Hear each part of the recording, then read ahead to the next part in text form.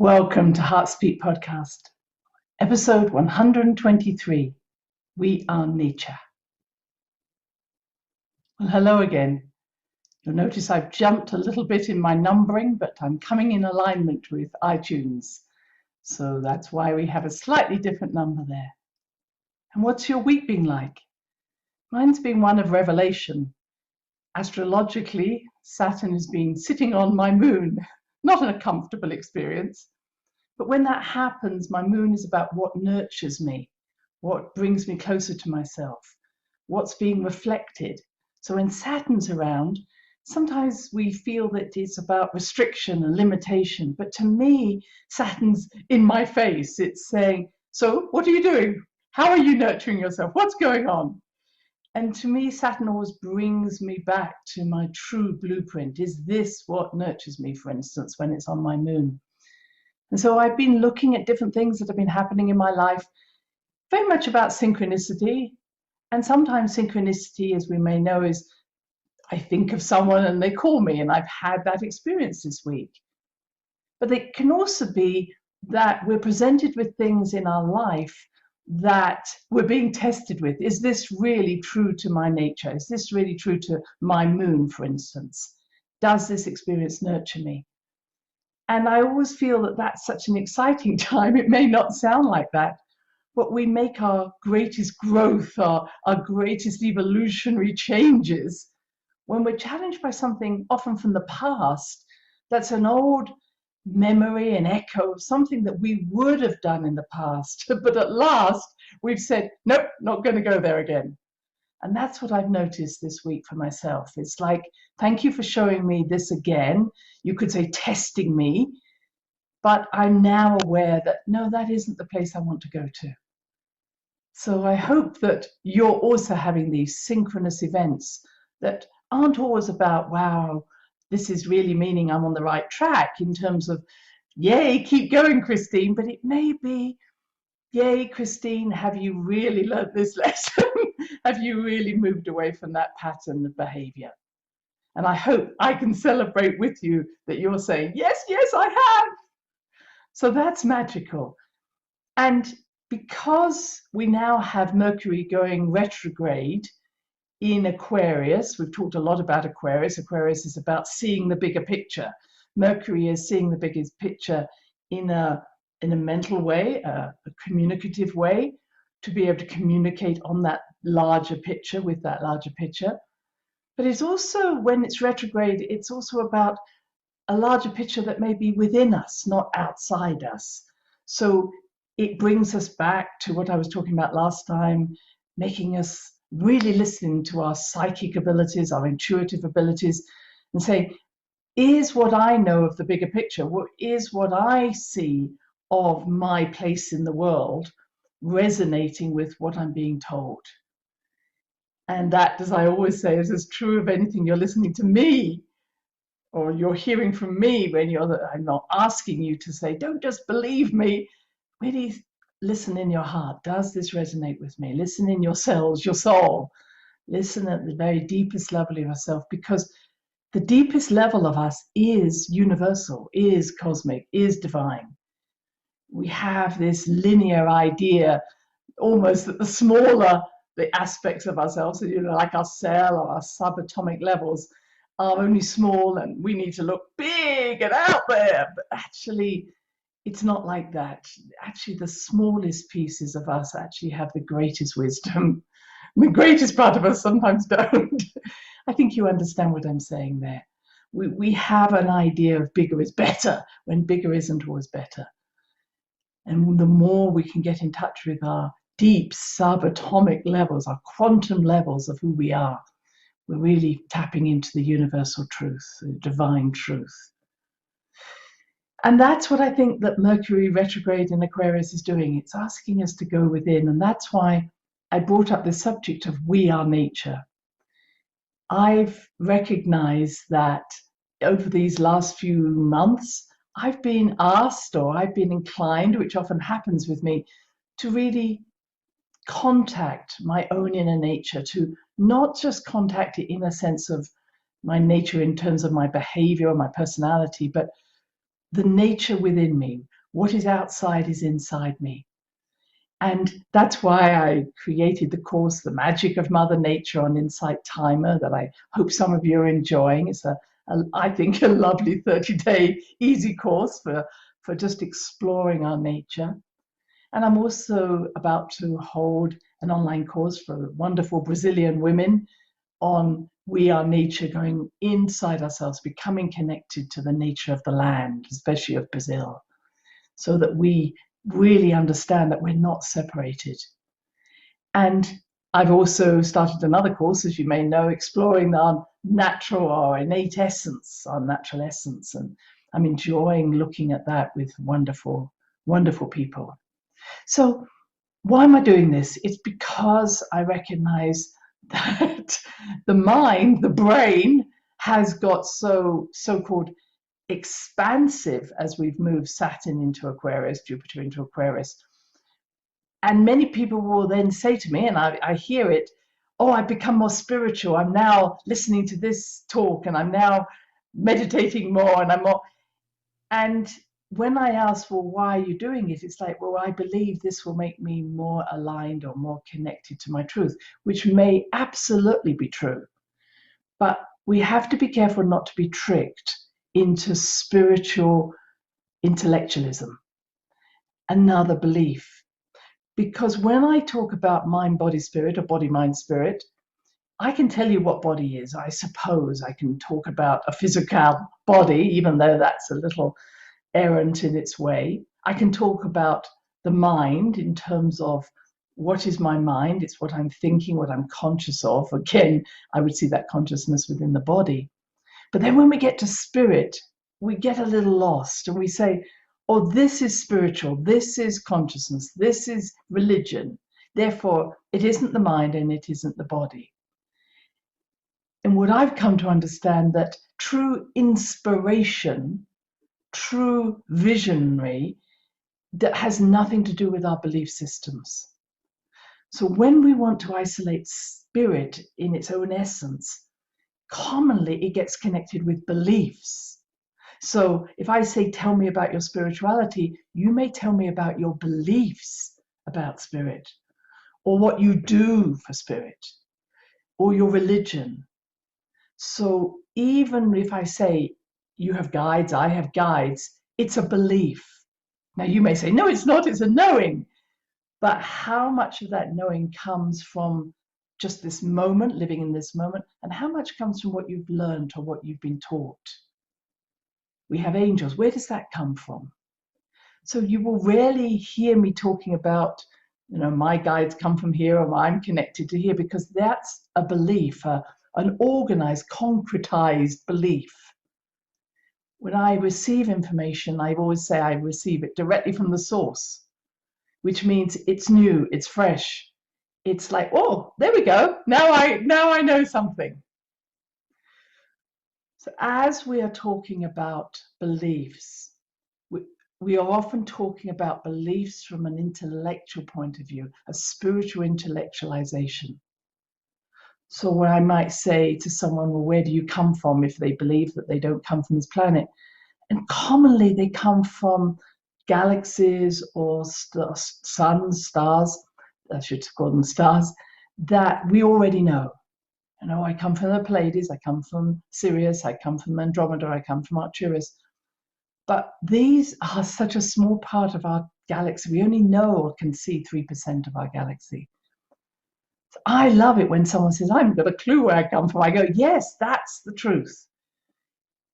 Once again, I'm saying, where have we learned something or integrated something? It may be a truth, but where has it become so stagnant, or I'm going to use the word stagnant, that we say, no, this is the truth, but we've never tested it. That's what I want to say, an untested hypothesis. And is there any expansion to see outside that box? Or is it, no, this is my truth, please don't upset me? So have we all got that courage to stick our head outside that box? I know many of you are listening to me. Yes, you have. And it's absolutely fine when you say, I can't explain it, I just know it. I go, you're on.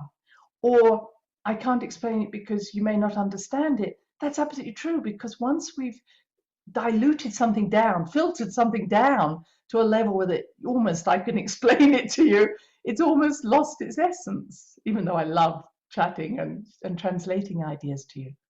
So this is a time, why I'm saying all of this is, it's a time not to get locked into more, if I may say, beliefs that are coming maybe over the internet or over from me or from books, but more to that inner version of yourself. What do I know that I can't really explain fully and I can't really understand, but it feels real? Now we're talking about your essential nature, because it's at that level where it's a truth that cannot be denied because you can't explain it. No, because it's personal to you. All right. So what has got us into a mess in the past? And what we understand that two of the greatest problems that we have as humans, I could name a few more, but one of them is hubris. And when I first heard that it is believed that Atlantis sank under the oceans because of hubris, I had to look that up. What is hubris? It's arrogance and ignorance together. It's a false sense of security based on insufficient information. It's a believing and holding on to something, arrogance, based on no depth to what you understand. And I see that hubris in our world today. We see it when people just are shut down when they start to ask questions. Stop asking the questions, just believe me. Which really says to me, why are you so threatened that I might ask you a question? Because if you can explain it, it gives me, both resonates with me and I can now resonate with you, but it also helps me and you to understand how deeply is this rooted in truth. So to be shut down means actually your truth is very superficial and therefore it mustn't be challenged. And so that arrogance and the ignorance is hubris, and I can see how we get there. And it reminds me of what Bashar had said in the past. There is the power, the illusion of power, and the power of illusion. And I think that that's what we're seeing today, as people who are believing that they're powerful, but it's an illusion, and they're lost in that illusion. Now, I'm not saying I don't get lost in that. Oh, I know so much, Christine knows so much. But the illusion must be challenged, my friends. So if this is truly an inner knowing, you can challenge my illusion or my truth, and it doesn't dissolve. But if it only can be held together by, creating some sort of, we're going to shut you down if you keep talking this way, then it's not very powerful. So truth needs to be able to be exposed, to be vulnerable, to be transparent, for it to really come from a deep place. I've been interested in mythology, and it's following that same line. We have personal mythology, we have personal past life mythology, we have personal ancestral mythology. You understand? Stories that have been passed to us either from past lives, future lives, from our ancestors, something I brought in from past life. But then we take it down to the cultural mythology and maybe the religious mythology and the community mythology. These are all stories. They're all truths according to what we have embodied. But those truths have to be questioned, and they are being questioned at the moment. Now, we can look at history books, but that may not take us anywhere, because, of course, history is only written by those who succeed, not by the victors. So we often have to look within that truth in ourselves. Does that truth still resonate with me? Now, but because we have chosen as individuals a particular mythology to be born into, a religion, a culture, an ancestral, it has a resonance. But at this time, as I'm describing to you, those cultural, those walls, those ways in seeing ourselves, those beliefs are being challenged. So we must not get rid of history. We need to actually observe it even more. What was the truth in that matter? What is really going on? And then we keep going deeper. What is it to be human? What is it to be on this earth? What is it to be an earth being? We find ourselves by not escaping somewhere else and creating another belief, I come from somewhere else, which I truly do. But even in that knowing that I come from somewhere else, I'm also, that somewhere else is inside me that I'm exploring. Does that make sense? So as I've said, what's happening is that junk DNA that was seen just as junk DNA is waking up.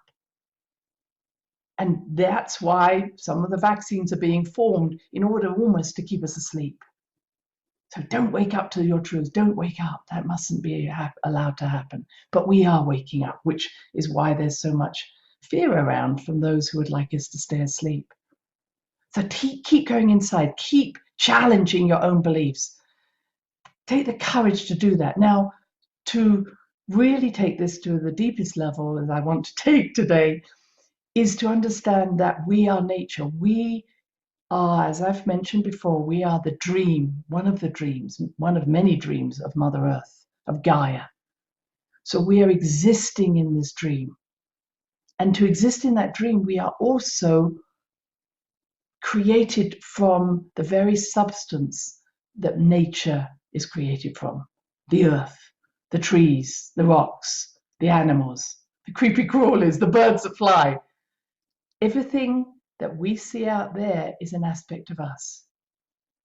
Now, when I'm doing workshops and looking at our totem animals, I might say, oh, yes, I'm a hawk. And I always ask myself, what are the 3 qualities I give to a hawk? Well, it flies high, it's a messenger, and it swoops down and has pinpoint eyesight. Okay, so do I have those qualities? Absolutely. So every time we see an animal or we relate to a certain species of animal, we're seeing ourselves. That's easy for us to understand. But it's harder when I speak about, well, you are the trees, you are the stones. Well, I could say the stones are the bones. The stones out there, the minerals, hold the message of who we are. And what we believe, it's our bones or our hair, our nails, carry the messages of who we are. That's why many cultures don't cut their hair. It's the wisdom that they've gained. Our bones, many cultures may use bones to actually throw the bones in order to give a reading to someone. The bones are the wisdom. The stones are the wisdom. If you've never had the chance to speak to a stone, it wants to share. It's been sitting there for thousands of years. It says, hey, do you want me to tell you what I've been seeing for these thousands of years? I see it like a video camera. The trees are breathing for us. They're moving for us. The water is flowing for us.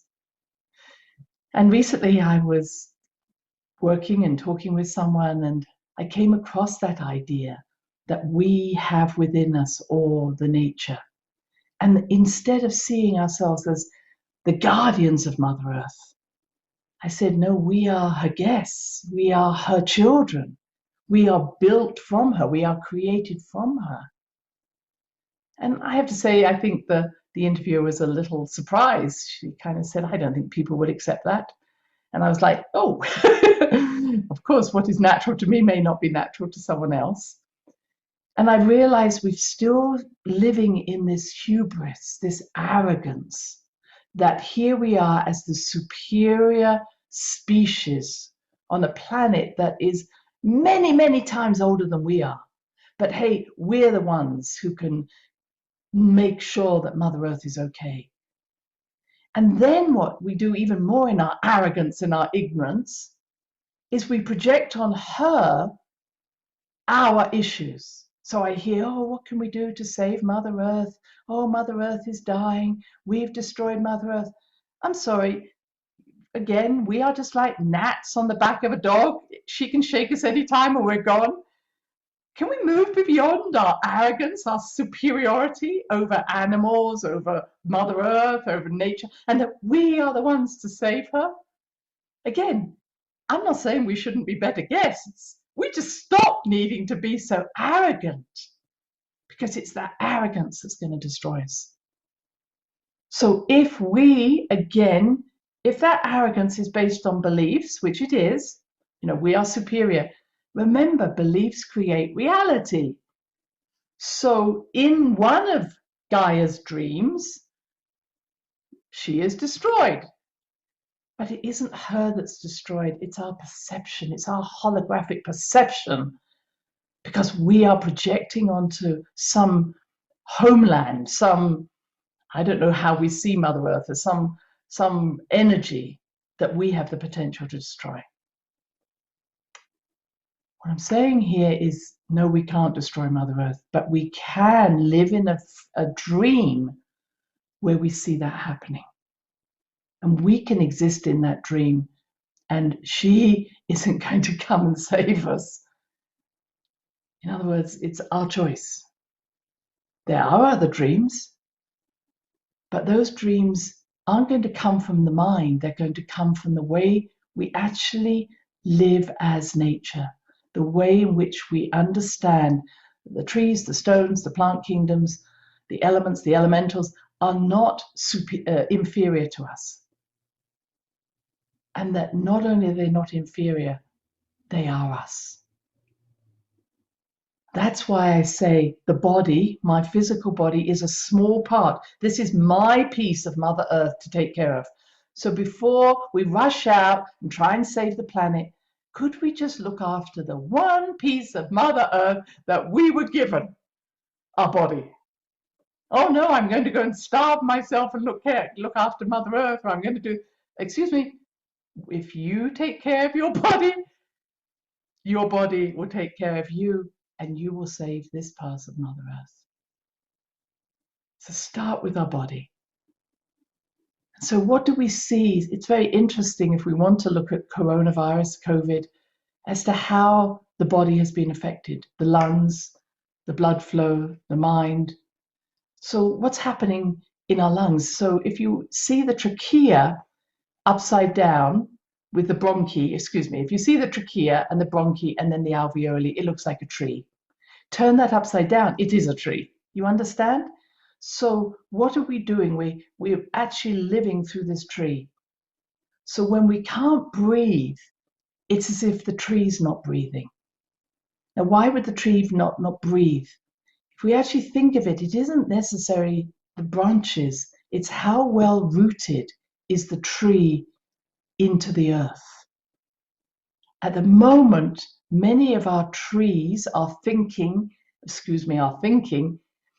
many of our trees are rooted into our thinking, into our beliefs.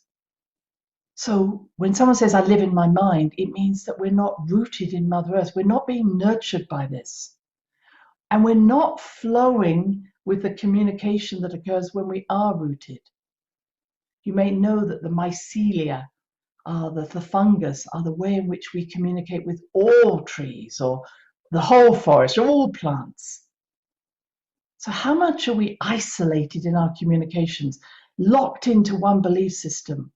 Have we the courage to connect to other people's belief systems through the mycelia and listen to other people, listen to the plants, listen to the stones, listen to the elements? Or are we so locked in, I can't hear anybody else because their beliefs are going to cause me to be ungrounded? That's what's happening.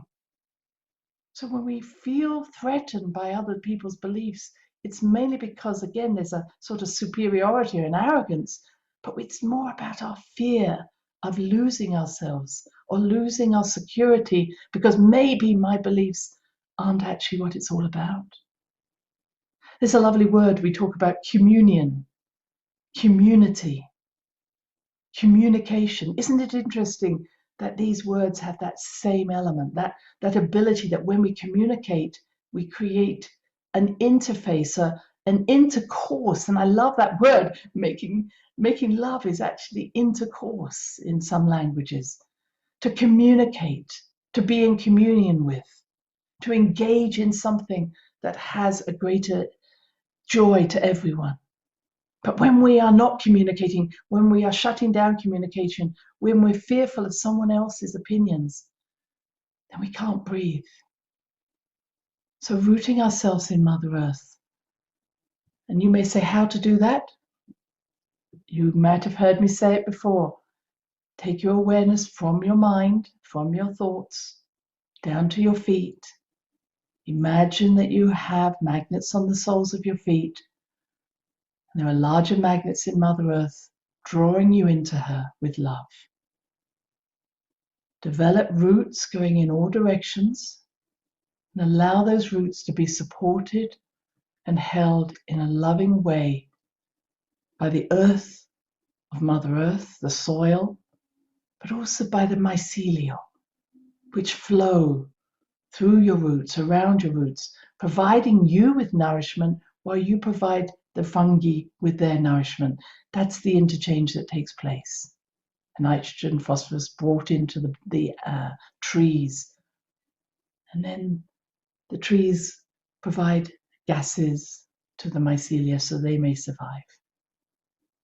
It's that interchange. And why can we have an interchange? Because we're not threatened by someone else's existence, someone else's beliefs. And why are we not threatened? It's because in some ways my beliefs do not give me total security. What gives me security is my interaction with others, my exchange of energy, my ability to know that I'm not alone, but nor do I have to live in a way that does not allow me to be touched by others. And everything that's happening in this particular pandemic is stopping that touch, stopping that communication. And therefore, are we surprised that we can't breathe? And I follow that theme. We talk about the fluids, the water, the bloodstream. Many individuals are having problems with blood clotting in this disease. So what does it mean? What does water mean in our lives? The streams, the oceans. Well, we know our streams and oceans are getting blocked up by plastics. You could look at that. We have to stop that at the source, not at the end. But what does it also mean to have a blood flow? It means connection, connecting again to other people. Our heart is the way in which we connect. We connect emotionally. We connect through that ability to know that, once again, communion, touch, belonging is an important part for us. And we've become isolated. And again, this illness is isolating us more. So either we're seeing someone who is having blood clots or has no boundaries. They don't know how to stop communicating. They're having bleeds. So we've lost ourselves. So you might say, well, that's two different things. It is. Sometimes we've become isolated. We don't feel we belong. We've got lost in our own little worlds. And at other times, we are losing ourselves in the needs of other people. We've forgotten the self. We need both for the heart to be healthy. The self and the all. The others, we could say, which creates the all. So again, this illness has isolated us, has made people live at home where they really should be communicating with others at work. It's the way in which we live. So that's just earth and the earth I've shared with you. I've shared with you the stories of the earth, the trees, the water, and the fire. The fire is our passion. So the fire does need to rise through us. Where have we become complacent? Where has fear put our fire out? Fire doesn't have to be negative. It's about passion. Where are we not doing what really gives us passion? And so what I would suggest at the end of this podcast, that you make time, if you can, to go out in nature. And don't go and talk to the tree from a human place. Say, hi, tree. I am breathing with you. Let us breathe together. We breathe in and we breathe out. We breathe in up to our branches. We breathe down into our roots. And if the tree then wants to say something to you, listen. But this is communion. The breath is communion. And when you're around water, feel the flow of your own body, the bloodstream, lymph system, everything that flows. And say, am I damming my own flow? Where do I need to stop blocking myself? Where do I need to meet more people? Or where do I need to create greater boundaries so I can really listen to myself? And fire, you can work with a fire out there in the world, or a flame, or you could work with, as I say, a fire in your own home. just talk to the fire and say, let me experience your warmth. Let you experience your inspiration. Let me experience the ability to break through old things that no longer need to be with me. And then I think I've really shared connecting and rooting into Mother Earth, working with the stone kingdom, being still as a stone and just listen, not always be wanting to tell.